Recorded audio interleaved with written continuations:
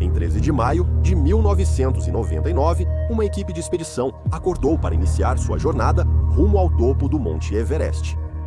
Era o dia do cume, e todos estavam ansiosos pelo que viria, mesmo após uma semana desastrosa de preparação. O número de coisas que deram errado foi surpreendentemente alto. O que eles não sabiam era que um dos 13 alpinistas que partiram naquele dia seria abandonado na montanha. Este é o colapso fatal da tragédia do Monte Everest de 1999. Para ver como as peças se desmontaram, você precisa voltar ao início da expedição. Escalar o Monte Everest requer um nível incrível de motivação e comprometimento, não sendo para todos. A decisão de tentar vem anos antes de uma viagem real poder ser planejada. Além do preparo físico, o alpinista precisa encontrar e contratar uma equipe de expedição profissional para guiá-lo na escalada. Anualmente, centenas de pessoas vão ao acampamento base do Everest durante a curta janela de 2 semanas para alcançar o cume. Michael Matthews e Jamie Everett eram comerciantes que trabalhavam no distrito financeiro em Londres. Esses 2 jovens profissionais estavam cheios de vida e pensando nas aventuras que poderiam tentar. Jamie encontrou um anúncio em uma revista ao ar livre para um fornecedor de expedições ao Everest e sabia que Michael já havia feito algumas escaladas antes. Ele mostrou para o Michael, que logo disse: "Vamos fazer isso."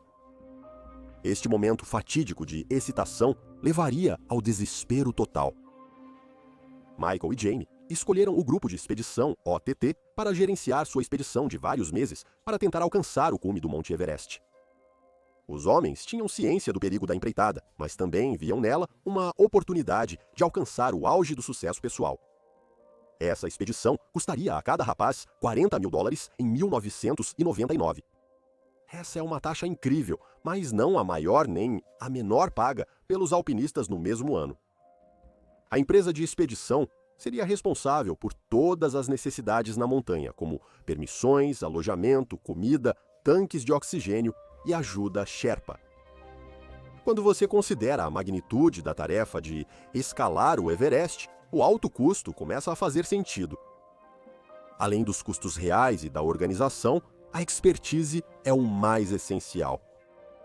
Uma boa equipe de guias com muita experiência é a necessidade máxima. Desafios e problemas são inevitáveis na ascensão ao Everest. Portanto, alpinistas e guias experientes são essenciais para um esforço bem-sucedido e seguro. A espinha dorsal da operação são os membros da equipe Sherpa. Esses homens estão fisicamente adaptados à altitude e têm gerações de guias Sherpa nas famílias. Eles trabalham arduamente para estabelecer acampamentos avançados, carregar oxigênio antes das equipes chegarem e escoltar os alpinistas, clientes pagantes. Eles são especialistas em cada aspecto da escalada, sendo essenciais para que a maioria dos alpinistas tenha chance de alcançar o cume. O líder da expedição é responsável por toda a escalada. Além da logística de levar todos com os suprimentos necessários, ele deve planejar a subida ao acampamento base, o número de viagens de aclimatação e o melhor clima para tentar o cume. Tudo isso enquanto lida com as outras dúzias de grupos de expedição na montanha ao mesmo tempo. Não é uma tarefa simples. Cada pessoa naquela montanha corre o risco de morrer de queda, ser esmagada, hipóxia, tempestades de neve, doença da altitude e hipotermia. Ainda assim, todos escolheram estar lá. Quando Michael e Jamie começaram sua jornada ao Everest, mais de 160 pessoas já tinham morrido tentando alcançar o topo. Não eram ingênuos quanto à possibilidade de morte, mas a arrogância jovem os assegurava que não seria eu. Eles subiram ao acampamento base com toda a equipe da expedição OTT. A equipe OTT incluía seu líder John Tinker e 3 guias, Nick Kikis, Martin Doyle e Mike Smith. Eles tinham 13 clientes no grupo e 7 Sherpas em apoio à equipe. Michael e Jamie fizeram amizade com 2 alpinistas canadenses, o Dr. Dennis Brown e Dave Rodney. Eles apreciaram a caminhada de 8 dias pelo Nepal até o acampamento base no Everest. Michael era uma presença alegre e divertida no grupo. Ele costumava terminar primeiro e trazia alegria para a equipe. O acampamento base ficava a 17.700 pés, o que significava que o nível de oxigênio no ar era cerca de metade do que era ao nível do mar. O primeiro grande desafio do Everest é o oxigênio. Conforme você sobe a montanha, o oxigênio disponível diminui progressivamente, chegando a um nível insustentável para a via úmida. A porcentagem de oxigênio no ar é a mesma do nível do mar, mas a pressão do ar diminui cada vez mais à medida que você sobe a montanha. O ar fica mais rarefeito e o oxigênio disponível em cada respiração diminui. As primeiras semanas da expedição são gastas aclimatando seu corpo à maior altitude. O corpo é incrivelmente eficiente em se ajustar ao oxigênio disponível. O corpo imediatamente começa a produzir mais glóbulos vermelhos para capturar oxigênio do ar nos pulmões. Michael e Jamie subiram e desceram com a equipe para se adaptar aos níveis mais baixos de oxigênio e estimular a produção de glóbulos vermelhos. Durante as escaladas, Jamie começou a sentir dor de cabeça e sintomas de gripe. Ele perdeu o controle dos membros, não conseguindo nem dar passos para escalar mais. Rapidamente, determinaram que ele tinha mal de altitude, com inchaço cerebral. Apesar dos esforços, era impossível saber que o corpo de Jamie não se adaptaria às condições. Os jovens amigos ficaram devastados ao saber que Jamie não escalaria o Everest com Michael. Os homens se despediram e Jamie lamentou perder a grande aventura deles. Após a partida de Jamie, Michael se aproximou dos canadenses, principalmente de Dave Rodney. Eles se juntaram nas escaladas de aclimatação e Dave registrou vários eventos com sua câmera. Eles cruzaram uma das regiões mais perigosas do Everest, a cascata de gelo Khumbu. A região era formada por grandes blocos de gelo em movimento contínuo. A escala só é compreendida ao ver as fendas e blocos com pessoas se movendo lentamente. Os Sherpas montam escadas provisórias para atravessar as lacunas, perceptíveis a cada passo. Muitas vidas foram perdidas quando os alpinistas caíram das escadas ou escorregaram no gelo e caíram até a morte. Não haveria uma fuga rápida se o gelo começasse a desmoronar. Então, atravessar essa área era uma parte tensa e mentalmente difícil da jornada. Poucos dias após se estabelecerem no acampamento base avançado ou acampamento 2, os homens receberam notícias preocupantes. As garrafas de oxigênio carregadas e armazenadas nos acampamentos superiores para os alpinistas estavam incorretas. O fornecedor minimizou o problema, mas alpinistas experientes como Dave conheciam a necessidade crucial de escalar com oxigênio. Qualquer coisa que possa reduzir a eficiência das garrafas seria muito arriscado. Os reguladores padrão eram válvulas de demanda russas, geralmente usadas com tanques de oxigênio russos menores. Neste caso, tanques padrão americanos e britânicos foram entregues. Eles eram um pouco maiores, o que poderia ter sido uma vantagem se os reguladores se ajustassem corretamente. A equipe OTT usou engenhosidade para lixar as roscas de metal e encaixá-las. Nick demonstrou a conexão e informou que funcionava perfeitamente. A conexão estava mal encaixada, propiciando vazamentos ou interrupção do fluxo. Vários membros da equipe OTT confirmaram mais tarde que muitos tanques não funcionavam, os reguladores não puxavam ar consistentemente e os tanques estavam vazando pela conexão. Era o que nenhum alpinista gostaria de pensar ao encarar o maior desafio de suas vidas. Mesmo com problemas no fornecimento de oxigênio, a expedição prosseguiu. Nos dias seguintes, eles foram do acampamento 2 ao 4, preparando-se para a sua escalada de 12 horas até o cume. Essa foi a primeira percepção real das condições extremamente difíceis a 26 mil pés. Os dedos das mãos e dos pés pareciam congelados. A cada passo, o ar ficava mais rarefeito e o esgotamento avassalador. No dia planejado para iniciar a escalada ao cume, acordaram com a notícia devastadora de que não escalariam naquele dia. O líder da expedição, John Tinker, teve um suposto derrame.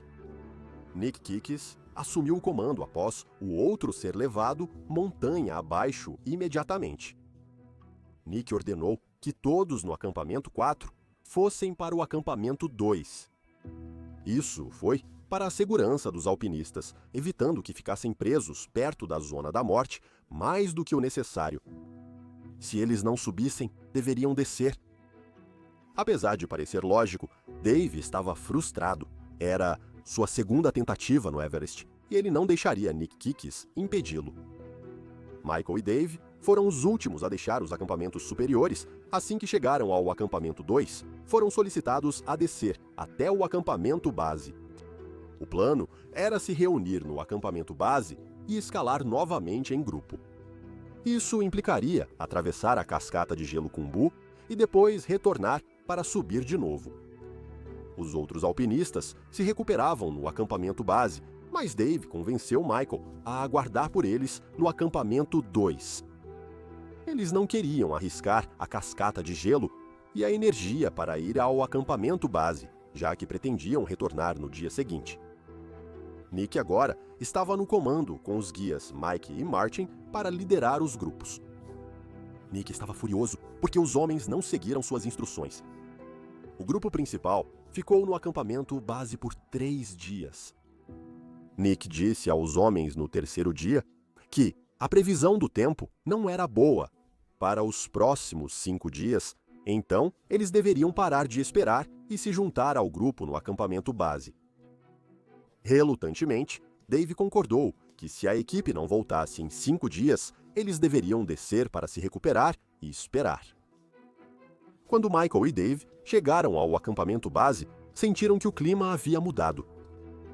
Os outros alpinistas ficaram irritados porque eles tentaram pular a volta ao acampamento base e agora eram vistos como estranhos no grupo. Essa separação mental persistiu durante toda a expedição. Quando entraram na tenda de comando, Nick informou aos homens que o tempo havia melhorado e eles voltariam a subir amanhã.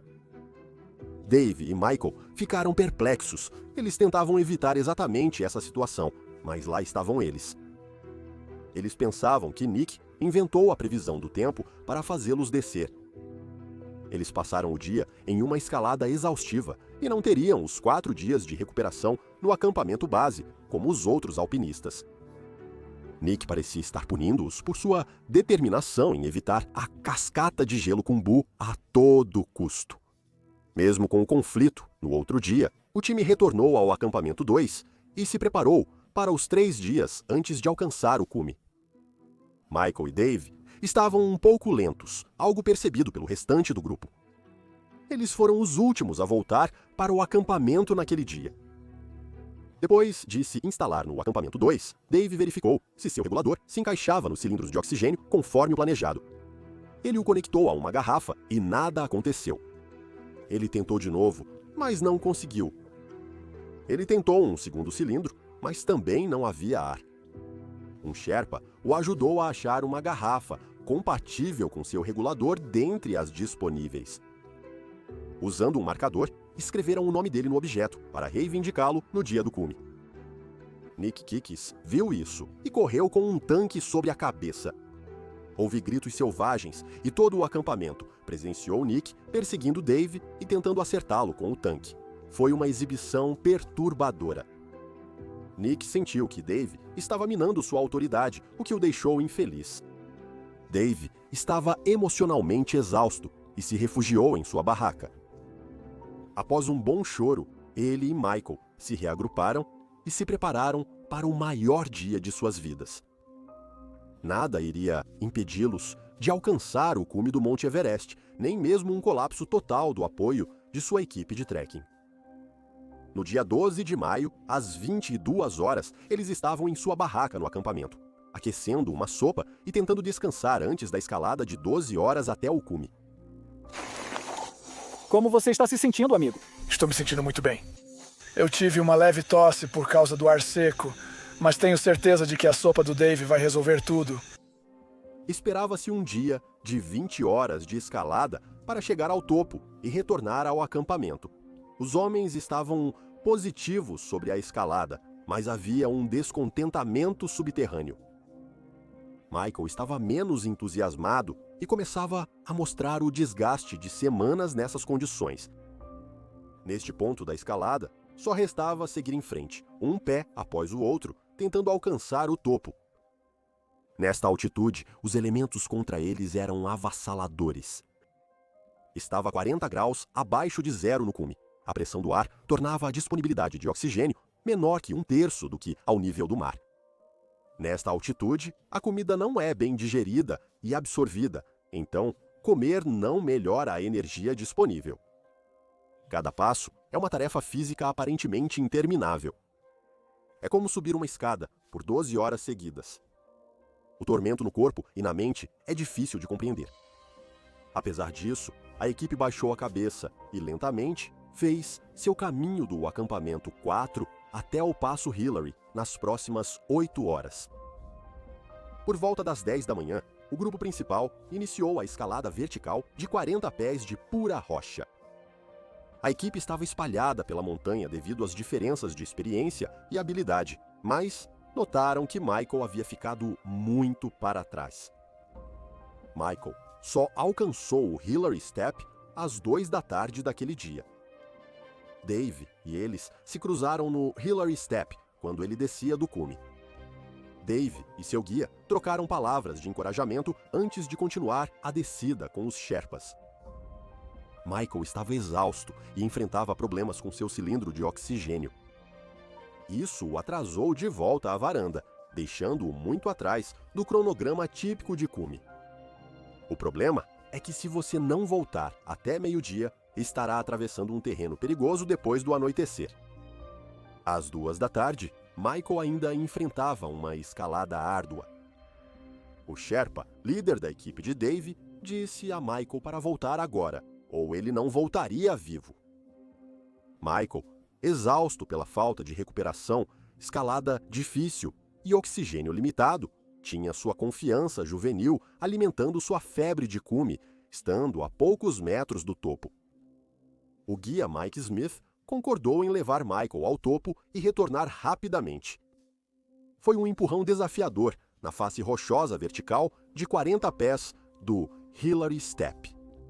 Após quase 2 horas de luta, Michael Matthews, aos 22 anos, tornou-se o britânico mais jovem a escalar o Monte Everest. As fotos mostram um Michael alegre, mas visivelmente exausto após escalar por 16 horas até ali. Alcançar o cume do Everest pode parecer o fim de uma jornada significativa, mas é apenas metade da batalha. Voltar é mais difícil, pois a adrenalina de chegar lá diminui. Qualquer alpinista estaria exausto de uma monumental escalada de 10 a 15 horas. Os suprimentos de oxigênio estão baixos e é essencial sair da zona da morte rapidamente para sobreviver. Mike Smith conhecia a devastação do Everest, mas nenhum dos homens sabia o que os aguardava. Ficou claro de imediato que enfrentariam o pior inimigo do Everest, uma tempestade de neve branca. Quando as primeiras rajadas de vento começaram a chicotear a trilha, ficou evidente que essa tempestade trazia um perigo tremendo. Agora, eles lutariam contra seus corpos falhando a cada passo, enquanto rajadas de vento e neve de 160 km por hora os desviariam do curso. Michael lutava contra os ventos de força de furacão, mal conseguindo ver alguns metros à frente. Com 40 graus negativos, seu corpo começava a falhar. A batalha com o oxigênio o deixou exausto e ainda havia horas de descida pela frente. A neve acumulava na trilha e cada passo afundava suas botas no gelo. Ele não via Mike Smith há muito tempo e não conseguia determinar a direção do caminho. Ele estava em uma área onde poucos passos para qualquer lado levariam a uma queda de 1000 pés na borda da montanha. Michael não podia parar e esperar Mike. No Everest, isso seria a morte certa. Ele precisava continuar descendo para ter chance de sobreviver. Ele se viu abandonado na montanha durante uma tempestade furiosa. Um alpinista jovem como Michael não teria experiência suficiente para saber o que fazer. Enquanto Michael cambaleava na nevasca, ele cometeu o erro fatal ao atravessar a cornija.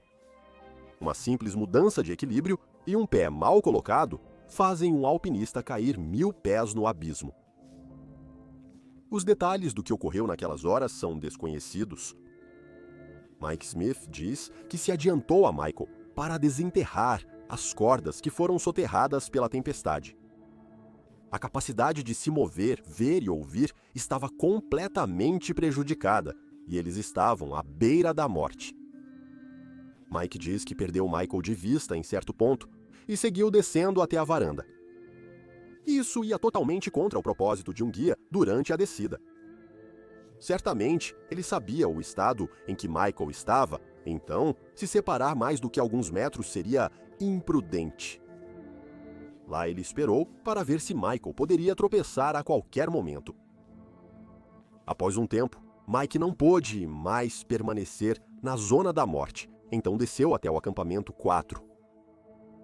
Ele nunca mais viu o Michael. A equipe esperou para ver se, por algum milagre, Michael encontraria seu caminho de volta, mas ele nunca o fez.